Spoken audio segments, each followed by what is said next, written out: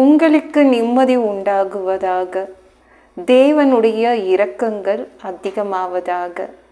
தேவன் என்ன சொல்கிறாங்கன்னா, சங்கீதம் 113:7, அவர் சிறியவனை புழுதியிலிருந்து எடுத்து தூக்கி விடுகிறார், எளியவனை குப்பையிலிருந்து உயர்த்துகிறார். குப்பை தொட்டியில் விழுந்துடுச்சுன்னு வச்சுக்கோங்களேன், எடுப்பீங்களா? குப்பை தொட்டியிலேருந்து ஒரு நல்லதாக ஒரு ஆப்பிள் கிடைக்குதுங்க, எடுத்து வாஷ் பண்ணி சாப்பிடுவீங்களா? அதை கழுவிட்டு நல்லா சாப்பிட்ருவீங்களா? பட்னியாக இருந்தாலும் நம்ம குப்பையிலேருந்து எடுத்து சாப்பிட மாட்டோம் இல்லை? ஆனால் நம்ம தேவன் இருக்கார்லங்க, குப்பையை புழுதியில் என்ன இருந்தாலும் எடுத்து அதை ரெடி பண்ணி உயர்த்துகிறார். எந்த குப்பையாக இருந்தாலும் எந்த புழுதியாக இருந்தாலும் யார் விழுந்திருக்கான்னு தான் பார்க்குறாரு. அவர் குப்பையில் இருந்து எடுத்து உயர்த்துவார். நம்ம தேவன் அப்படிப்பட்ட தேவன். நீங்கள் என்னைக்காவது குப்பை தொட்டியில் எத்தனை குப்பை இருக்குதுன்னு பார்ப்பீங்களாங்க? ஆனால் தூய்மை பணியாளர்கள் பார்ப்பாங்கள. ஆனால் தேவன் அப்படிப்பட்டவர் தான். இந்த குப்பையில் யார் உளுந்து கிடக்குறா, யார் தூக்கி எறியப்பட்டிருக்கா பார்க்குறாரு. இந்த புழுதியில் இந்த மண்ணில் யார் விழுந்து கிடக்குதா அப்படின்னு அவர் பார்க்குறாருங்க. அவர் பார்த்து அவர் என்ன பண்ணுறாரு, உங்களை தூக்கி எடுத்து உயர்த்திறார். அவர் குப்பையை பார்ப்பார், புழுதியை பார்ப்பார்.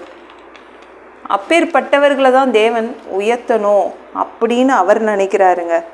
என்னங்க, இங்கே இருந்து என்னை தூக்கி போட்டுட்டாங்கங்க, என்னை ஒதுக்கி வச்சுட்டாங்க, என்னை தள்ளி விட்டுட்டாங்க, என்னை வேண்டாம்னு சொல்லிட்டாங்கங்க, நான் பாரம் அப்படின்றாங்க, இந்த வீட்டுக்கு பாரம் தண்ட சோறுன்றாங்க. இப்படிப்பட்டவர்களை தான் தேவன் தூக்கி விடுகிறார், உயர்த்தி வைக்கிறாருங்க. சரிங்களா? கண்டிப்பாக உங்களை உயர்த்துவார். அவர் உயர்த்துவதற்கு ரெடியாக இருக்காருங்க. சரிங்களா? எகிப்து அரசன் என்ன நினச்சானா, இந்த இஸ்ரவேல் நாட்டு அடிமைகளின் குழந்தைகள், ஆண் குழந்தைகள் எனக்கு ஆபத்து, ஆண் குழந்தைய பெத்துட்டிங்கன்னா தூக்கி போட்டுருங்க, தண்ணீரில் தூக்கி போட்டுருங்கன்னா. குப்பை தொட்டியில் போட்டிருந்தா கூட யாராவது எடுத்து வளர்த்துருப்பாங்க. ஆனால் அவன் தண்ணீரில் தூக்கி போட சொல்லிட்டான். தண்ணீரில் தூக்கி எறியப்படுவதற்காக நாணர் பெட்டியில் மோசே என்ற பாப்பாவை அங்கே வச்சுருக்காங்க. அந்த பாப்பாவை எடுத்துக்கிட்டார். யாரோ ஒருத்தனை எடுத்தார், எல்லாத்தையும் எடுக்கல.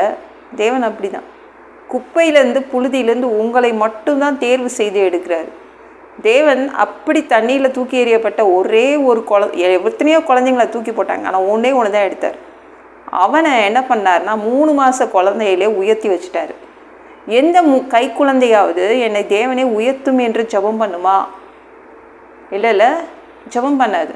ஆனால் குப்பையில் இருந்ததுனால தேவன் என்ன பண்ணார், 3 மாத கை குழந்தையை அரண்மனை குழந்தையாக, அரண்மனை வாரிசாக மாற்றினார்.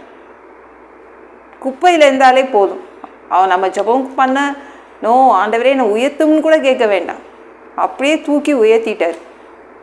அதுதான் நம்ம தேவன். கை குழந்தை ஒன்று உயர்த்தப்பட்டது.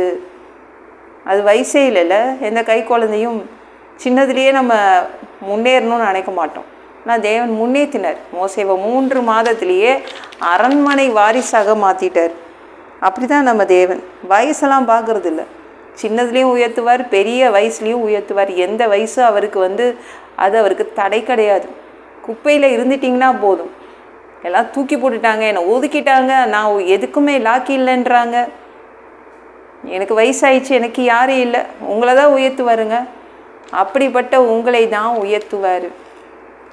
எங்கேயாவது இடத்துலேருந்து உங்களை தூக்கி போட்டாங்களா, உங்களை வெறுக்கிறாங்களா, சந்தோஷப்பட்டுக்கோங்க.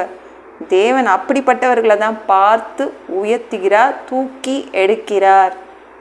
நம்மளுக்காக தேவன் இருக்காருங்க, பயப்படாதீங்க. இந்த வீடியோ பிடிச்சிருந்துச்சுன்னா மற்றவங்களுக்கும் ஷேர் பண்ண மறக்காதீங்க. கர்த்தர் தாமே உங்களை ஆசீர்வதிப்பாராக. ஜெபம் பண்ணலாமா? அன்பு பிதாவே, உங்கள் பிள்ளைங்க உங்கள் பாதத்தில் வந்திருக்காங்கப்பா. சாமி இரக்கம் செய்யுங்க, இறங்குங்க அப்பா. குப்பையில் இருந்து புழுதியில் இருக்கும் உங்கள் பிள்ளைங்களை நீங்கள் உயர்த்துறீங்க. இந்த பூமிக்கே பாரம் நினைக்கிற உங்கள் பிள்ளைங்களை நீங்கள் உயர்த்தி வைக்கிறீங்க, தூக்கி எடுக்கிறீங்க, தூக்கி நிறுத்துறீங்க. நன்றி அப்பா.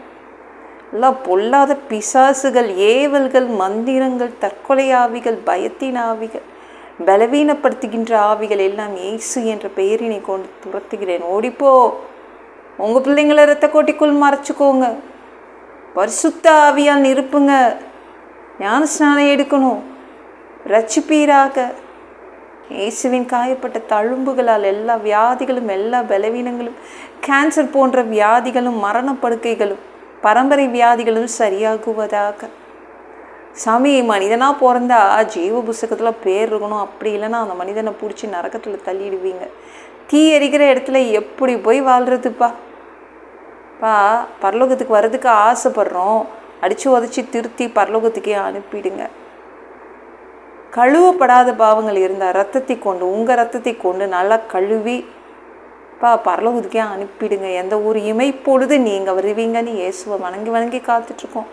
அந்த ஒரு இமை பொழுதில் உங்களுக்கு ஒப்பான உடம்பு எங்களுக்கு கொடுக்கப்படும். அதை பெற்றுக்கொண்டு மத்திய வானத்தில் உங்களை சந்திக்க வருவோம். அந்த தருணத்தையும் நாங்கள் இழந்துடக்கூடாதுப்பா. ஒரு மனிதனால் பசுத்தமாக வாழ்கிறது கூடாத விஷயம். அதற்கும் உங்கள் உதவி கேட்டு தான் வந்து நிற்கிறோம். 7 வருடம் அந்த கிறிஸ்து ஆட்சியில் விட்டுட்டு போயிடாதீங்கப்பா. பிசாசு நடத்தும் ஆட்சியில் விட்டுட்டு போயிடாதீங்கப்பா. திரும்பவும் இந்த பூமியை ஆட்சி செய்வதற்காக 3வது தடவை வருவீங்க. 1000 வருடம் இந்த பூமியை ஆட்சி செய்வீங்க. அந்த பொற்காலத்தை பார்க்க ஆசைப்படுறோம். எல்லாவற்றையும் ஒப்பு கொடுக்குறேன். இயேசு மூலிச்சவன் கேள்விதாவே. ஆமே. நாளைக்கு பார்க்கலாம்.